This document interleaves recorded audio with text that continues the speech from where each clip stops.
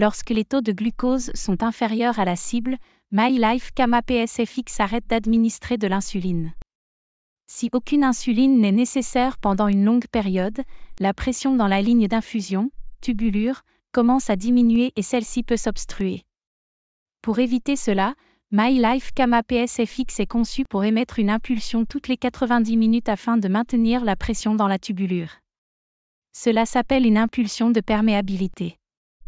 L'impulsion administre 0,04 unités une petite quantité d'insuline. L'impulsion peut sembler plus importante sur le graphique, car le graphique montre l'administration d'insuline à un débit de 0,2 unités par heure pendant une très courte période. Les impulsions de perméabilité ne provoquent pas d'hypoglycémie. Elles sont le signe qu'il y a actuellement trop d'insuline dans le corps et que MyLife Kama PSFX essaie d'empêcher une hypoglycémie de se produire. Cela ne sera pas toujours possible. Si vous observez de nombreuses impulsions de perméabilité, il est conseillé de revoir les rapports insuline-glucides, ils peuvent être trop faibles ou trop élevés. Le comptage des glucides. Si trop de glucides sont entrés par rapport à ce qui est réellement consommé, cela peut causer des hypoglycémies. Le moment du bolus, la plupart des personnes doivent administrer leur bolus 10 à 15 minutes avant de manger. L'utilisation de ISOF. ISOF est-il utilisé correctement? Par exemple, est-il activé avant une activité physique ou après avoir consommé de l'alcool? La cible personnalisée de glucose. Elle peut être fixée entre 4,4 et 11 millimoles par litre.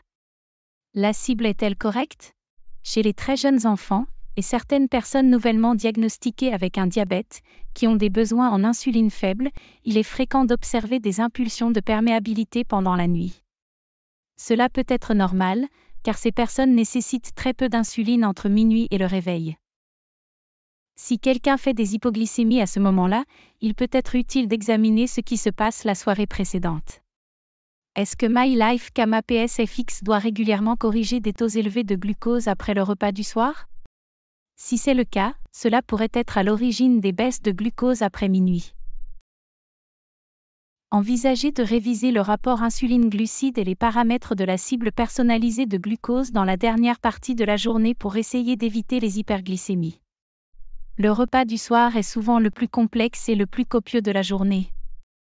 Il pourrait être utile de réfléchir à la quantité du bolus avant le repas et de vérifier si la dose doit être divisée en deux ou si une partie des glucides doit être saisie dans « Ajouter un repas ». Si l'un de ces paramètres ou horaires est incorrect, cela pourrait expliquer la survenue des impulsions de perméabilité et des hypoglycémies.